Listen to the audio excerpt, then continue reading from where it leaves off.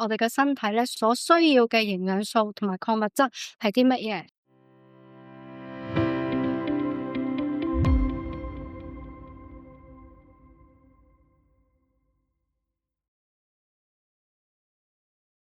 咁我哋咧會用一個 CIT 嘅檢測嘅方法啦。咁呢一套咧係一套替代醫療嘅一套技術嚟嘅。咁主要咧係通過一個 O 環嘅測試咧，去檢測我哋嘅身體好多唔同嘅狀態，包括去評估我哋身體一啲特定嘅情況啦，會唔會對一啲食物啊，又或者一啲外來嘅因素出現一個過敏嘅狀態啦。同時間亦都會檢測我哋每一組嘅唔同嘅器官，包括一啲心肝脾肺腎啊、氣管啊、腺體啊、系統有冇出現啲異常嘅情況啦，亦都同時間會 check 下有冇一啲食物嘅過敏啦，包括自身免疫系統我哋最常發現嘅咧就係對呢啲黃豆啊、豆腐、豆漿啊、豆奶啊呢啲黃豆嘅食物咧出現一啲過敏嘅。同時間亦都可以精準咁樣去檢測得到咧我哋嘅身體咧所需要嘅營養素同埋礦物質係啲乜嘢，同埋佢所需要嘅份量到底係有幾多。咁喺呢個過程入邊咧，我哋最主要咧就係會歸納晒我哋身體所有嘅情況啦，跟住做最終先至綜合翻究竟呢個嘅